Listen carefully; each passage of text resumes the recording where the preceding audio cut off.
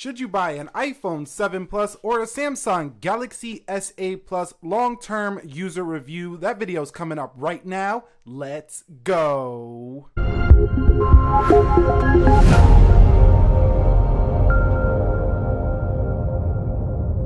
So what is up, guys? Nick here, helping you to master your technology, and I did a video titled earlier this year, should I buy an iPhone 7 Plus or a Galaxy S8 Plus? This was around the release of the Galaxy S8 Plus, but now that the S8 Plus has been out for a while now, and I've used it quite extensively, as well as the iPhone 7 Plus quite extensively, what I want to do here is give you like a long-term user review of both of these to help you even further an investigation if you want to buy either the 7 Plus or you want to get a Galaxy S8 Plus. Now, I know a lot of people are waiting for the iPhone 8 before they decide to buy an S8 Plus to see if it is a better phone for them, but here we're going to talk about these two, and I have 10 things to share with you, 10 experiences to share with you here. Let's get going. All right, right off the bat, what I want to talk about with you guys is durability. So the iPhone 7 Plus is an extremely durable phone, as is the Galaxy S8 Plus.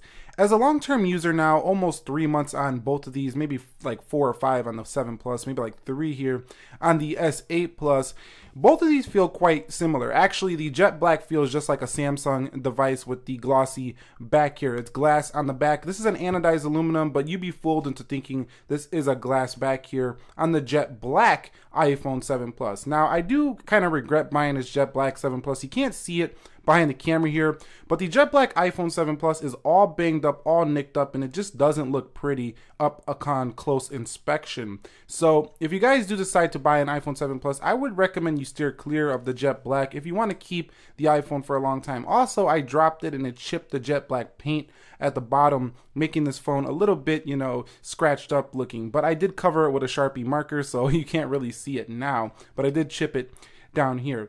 But in terms of durability with the Galaxy S8 Plus, this one also hasn't been perfect either. So this aluminum around the edges scratched super easily. I had the phone in my pocket with my keys, and the aluminum by the USB-C port, as well as taking this out, you can see right there, it's all nicked up there on the top. So this is pretty scratch prone as well. Now the glass on the back is not super scratch prone, so this on the back is not going to scratch up too easily here for the S8 Plus, but definitely around these aluminum edges they can scratch up. So I'd go with the darker model of the S8 Plus if you're looking to have a pristine looking phone for a longer time. And if you're looking to have a pristine looking phone for a longer time with the iPhone 7 Plus, I'd go with more of a silver or gold 7 Plus if I was you. Alright guys, so using both of these for long term, another thing I want to speak to you about is the design. So the iPhone 7 Plus is kind of like a slightly tweaked iPhone 6 Plus with the removal of the headphone jack, and this phone actually felt pretty good until the Galaxy S8 came out, in my opinion. So this guy right here does have a flat screen, has rounded edges, it feels very smooth in the hand but very large. So if you're buying a 7 Plus, have large hands. If you don't, this phone's going to feel extremely large. Now the bezels are pretty thick on the 7 Plus, which is actually quite good for gaming, so this is a really good gaming device. But overall, I think this design is getting a little bit stale, a little bit boring, and it's kind of just bland. It gets the job done, but to me, it's not the sexiest design in the world. It's just, pretty darn good though. Now on the Galaxy S8 Plus, after using this for a while, I find myself feeling like when I go back to my 7 Plus, like I'm downgrading. So I do swap between these phones. I use the S8 Plus some days I use the 7 Plus. Sometimes I bring both of them out with me when I go out and do shoots. But the Galaxy S8 Plus is the phone that feels like I'm downgrading when I go back to 7 Plus. I mean, it just feels phenomenal in the hand, and I'm not being biased. I think everybody pretty much, digs the S8 Plus design over the 7 Plus. Now, the reason I say it feels better is because of its, it's smaller feeling in the hand versus its size ratio. So for being a 6.2 inch phone, it actually feels lighter and smaller than the 7 Plus in day-to-day use. And you can see it's about the same height with a larger screen. Now, I know the aspect ratio is not as wide as a taller display, but overall, it just feels better in the hand. So over my long-term use, this is the phone I'm going to when it comes to design. It just looks better to me. It's a sexier phone, and all around, I've liked this one way more than using the 7 Plus in terms of just design aesthetics. Alright guys, so in this section I want to share with you my portability and handling experiences. So I did have a hard time deciding between the Galaxy S8 Plus and the iPhone 7 Plus when it comes to which phone I wanted to take on my recent trip. So they're both, quite large, but I decided ultimately to go with the Galaxy S8 Plus, and the reason why was the camera. So, but in terms of portability, the S8 Plus just feels like a smaller phone and a larger body. So I ultimately decided the S8 Plus was going to be the better travel companion for me, and I did not regret my decision one bit. But in terms of portability, they're both about the same size. So both large phones, they're going to take up quite a bit of space in your bag no matter which phone you use. But for some reason, the iPhone 7 Plus feels like it's not giving you enough screen real estate for the body it comes in, whereas the S8 Plus feels like it makes the most use it can of the body it does come in. So the S8 Plus is a win here for me in portability. So I want to take a quick second to talk about my display experiences with both the iPhone 7 Plus as well as the Galaxy S8 Plus. So, it's not all a win to the S8 Plus just because it has Super AMOLED and it's amazing punchy colors and it's got a sharper 2K. I mean, that's not all that matters. I do think there's a couple pros to the iPhone 7 Plus display over the Galaxy S8 Plus display, and that's going to be the accuracy of the colors. The whites look great on the 7 Plus, and it's just a really well-balanced display. I think it's a little bit more balanced, a little bit better in that regard than the S8 Plus when it comes to, like I said earlier, people that want to shoot in RAW, they want to shoot photography, and they want to see natural colors. I think the iPhone 7 Plus does edge the Galaxy S8 Plus. Where it doesn't edge the Galaxy S8 Plus is in sharpness. The sharpness could be better on the 7 Plus. I mean, 401 pixels per inch. We had this on phones years ago on Android. Now, the iPhone 7 Plus does get very bright. Still, I don't think it's as bright as the S8 Plus, but the display advantages here to the 7 Plus to me is just, it's a very clear display. It's not the sharpest, but very clear, and overall very well balanced color. So that's my assessment over my long term with the 7 Plus display. Also, the flat display is useful from time to time. Now, the Galaxy S8 Plus to me has more pros over the 7 Plus than the 7 Plus has over the Galaxy S8 Plus. So the Galaxy S8 Plus to me is a brighter display. It can knock up the nits to well over 600 nits of brightness. So incredibly bright display here for the Galaxy S8 Plus. The best on any smartphone, hands down, in my opinion. Now, the text on the Galaxy S8 Plus is also extremely sharp. We're talking 2K resolution, and you will never see a pixel on the Galaxy S8 Plus, and if you are, you're probably using a magnification glass to see that darn thing. This thing is incredibly sharp. Now, where I don't like the Galaxy S8 Plus from time to time is the edge can become a distraction to me. Now, I said this in my 5 reasons not to buy the Galaxy S8 Plus, but at nighttime, I do see sometimes a little distortion on the edge. Now, some people will argue there's no such thing as a distortion. Well, at nighttime, I start to see a little rainbowing effect on the edge where it kind of dips over, and that's normal because it is a display with pixels in it, so you are going to see that a little bit. So overall, I think to remain focused while reading, it's a little easier on a flat display. Also, you can see more content in widescreen mode on a flat screen display like the 7 Plus. This one you do have to stretch it out, but when you do stretch out the content, it does sometimes cut off some of the content depending on what you're watching. So for example, let me go into library here, go to my videos, and you can see right there, you can see that little glare right there on the edges. It does distract me sometimes. So let me go to one of my latest videos, for example, iPad Pro 9.7 or iPad 9.7, the case. So you can see right here in this advertisement even, it's cut off. So I go like that and then it spreads out, but it does cut off some of the video. And that to me, I actually don't use the stretch feature most often in the Galaxy S8 Plus. I more so use just the regular screen.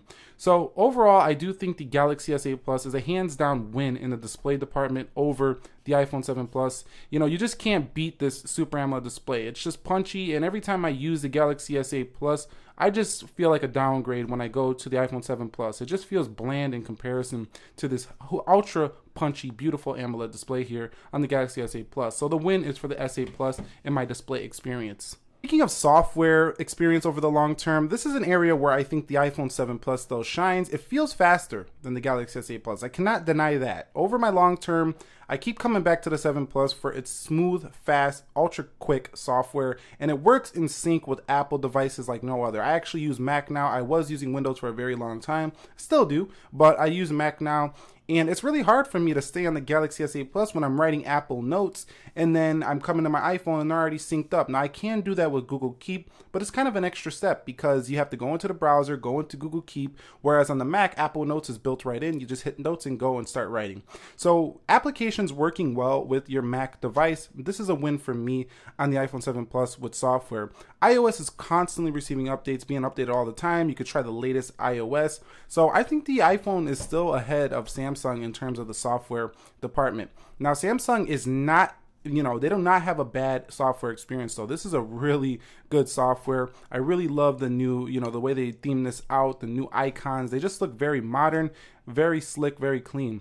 And this Samsung experience is the best TouchWiz experience I've ever seen on any Samsung device. And the way they design these icons and the wallpapers, it really feels like a Galaxy device. I mean, they put a lot of Galaxy-based wallpapers. So if you go into the wallpapers, you can see they look like they came from another Galaxy. So definitely a really good, marketing thing by putting, a Galaxy theme in your Galaxy phone. It makes a lot of sense, whereas some Galaxy phones are just, bland Samsung smartphones. This one is really kind of feels like it came from another Galaxy, if that makes any sense. They kind of themed it a Galaxy style theme for a Galaxy smartphone. So really good stuff there for Samsung.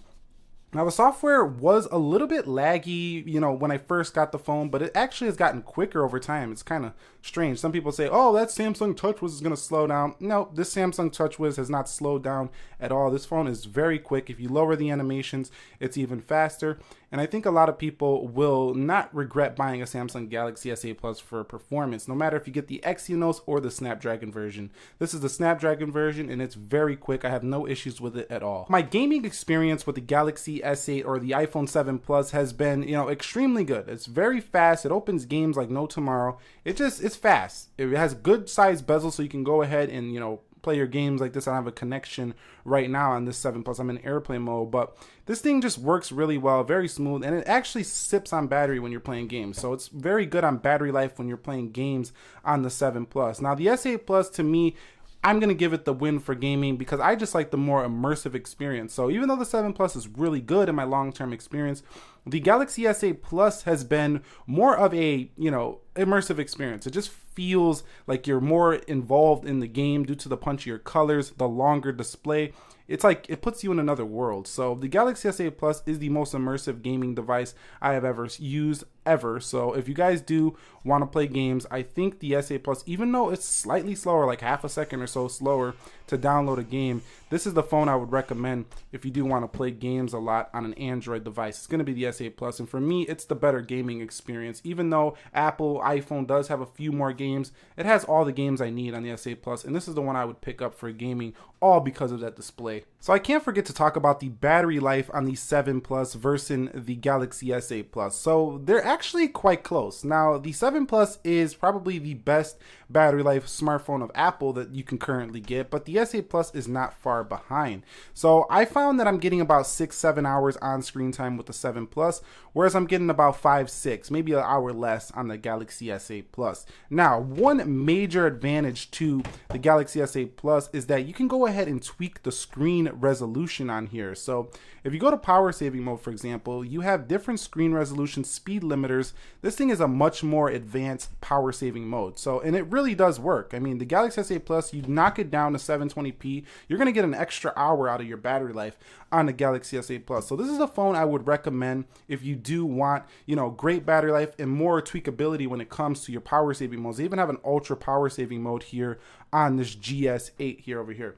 Now on the iPhone 7 Plus, low power mode, the one that they do have, does work quite well. But overall, if I'm going strictly for battery life, I got to take my S8 Plus for one reason. The S8 Plus charges so much faster, and I'd rather have a phone that gets maybe an hour less battery life, but can charge up really fast than to have a phone that if I run out of battery life and I need to go get a quick charge, the iPhone 7 Plus is going to leave me hanging and not giving me much battery life on a quick charge. I go take a shower with the Galaxy S8 Plus, come back, I got 25% more battery life left. So definitely the S8 Plus for me in the long term on the battery life. So an area that a lot of reviewers don't talk about is the texting experience, and this is an area where I do have to give the win to the 7 Plus. Although you do have swipe texting here on the Galaxy S8 Plus, if I go into the messages here and I say whether I did put the Google keyboard because the Samsung keyboard is horrible in my experience. Texting, I am way faster on the 7 Plus. So you do have swipe text over there on the S8 Plus, and it's not a bad texting experience. It's really good actually for Android. But over here, this keyboard is just super smooth. It responds instantaneously. This is the most accurate keyboard I think you can get on a mobile device here on the iPhone 7 Plus. The Galaxy S8 Plus doesn't leave me hanging. I'm not upset by using it, but every time I come back to the 7 Plus and I start typing, I'm like, man, that Galaxy S8 keyboard felt a little bit slow in comparison. Now, one major advantage to the S8 keyboard is it has much more customizability. So if you do want to change it, like the colors and all that, and put all kinds of new keyboards on it, this is going to be the way to go. In addition to that, if you do like vibrating when you feel your keyboard, like you want to feel capacitive keyboard, there's no other phone but the S8 Plus. I touched on this a little bit earlier, but speaking of the cameras on both devices, the cameras are actually quite evenly matched. It's more like, do you want a camera that's more natural, or do you want a more punchier version of a camera? And I think, like, meaning more vibrant pictures. And I think the Galaxy S8 Plus is the consumer camera. I think it's the camera more consumers are going to enjoy. I think the iPhone 7 Plus will make most people happy, but it's not going to amaze you. The pictures on the S8 will amaze you without doing any post editing. You have to do post editing on the 7 Plus to get, really great pictures. So if you're an editor, you're a Photoshop user, I think that the 7 Plus will be the better camera. If you're someone who just wants to post, share, and you want everything right on your phone, you don't want to do extra work after you make a picture, the S8 Plus is your boy. Now, in terms of design, that camera is much nicer on the S8 Plus as well. It does, it has no bump. It's right on the phone itself. You see that little camera sticking up right there on the 7 Plus, and that is, makes you a little afraid to drop it and get it all scratched up. Also, you have the quick launch feature there on the Galaxy S8 Plus, making this a very easy phone to get a fast picture. Didn't work there, but making this a very fast phone to get a picture. Both do have burst modes, and on the S8 Plus, you're going to get a little bit more functionality and control over your pictures. You have more modes. You have sports shots and all kinds of stuff like that built right into the camera. To display that, I'll show you here. So if you go over, you have features like Auto Pro, Panorama, Selective Focus, Hyperlapse, Food, Virtual Shot, Sports. So this is the camera I want with me when I want to take pictures and I'm out and I don't want to be thinking about, I got to do some editing afterwards. I'm going with the S8 Plus, and I'm calling the S8 Plus a win on the camera on my long-term experience. Now, in terms of calling, listening to calls, talkers, and, people on the phone and speakerphone, again, I think the S8 Plus has done a better job for me. The signal strength has been stronger. People sound better to me than the 7 Plus. I've dropped more calls on the 7 Plus. I've heard, people say I can't hear you more on the 7 Plus. The S8 Plus has been the better phone calling experience for me as well. So if you're looking for the best phone calling experience between these two, the S8 Plus is a better phone in that regard as well. So I'm not trying to sound like I'm being biased towards the S8 Plus, but I'm just telling you what I've experienced using both of these phones in the long term, and the calling experience, hands down to me, goes to the S8 Plus. So overall, what is my general conclusion, or my conclusion using both the S8 Plus and the iPhone 7 Plus in the long term? Both are fantastic smartphones, two of the best in the entire world, if not the best in the world, depending on who you speak to. The S8 Plus is the phone I would probably choose if I was down to one of these two. I think it's the phone that, you pick up and you're like, man, I love this phone. I think the 7 Plus is the phone you pick up and you're like, man, I love this phone a lot, but I feel like Apple could do a little bit better on a few areas. The S8 Plus is almost perfect. It's just missing a little bit, software refinement. So if the S8 Plus can get that software refinement going, maybe in some updates, or Apple or Samsung comes out with the S9 and makes their software buttery smooth, I think Samsung is going to be the new leader in the smartphone market when it comes to even popularity. Now, they are leading Apple in terms of sales. They got more smartphones, you know, spread out across different categories. But as terms of premium sales, the iPhone 7 Plus is still the hottest selling phone in the premium market. I think that S8 is still the better phone here in my long-term experience. Now, if you're an Apple user, you need to stay away from the S8 Plus. It's not going to be a nice experience if you're used to using the continuity features with your Mac, your iPad. It's sorry guys, you're not going to have a great experience with the S8 Plus if you don't know how to use Google services to work in your workflow. Anyways, that's it for me on the Galaxy S8 Plus versus the 7 Plus, or vice versa, my long-term experience. This was an updated review to my Should You Buy. If you want to see that video, go check that one out. It's a little bit different. This one is more like me giving you an update. You might want to watch that to understand this one a little bit more. Nick here, helping you to master your technology. Any questions, comments, concerns, suggestions, drop them down below. I will catch you all in the next one. Thank you for watching. Be sure to be well, and peace.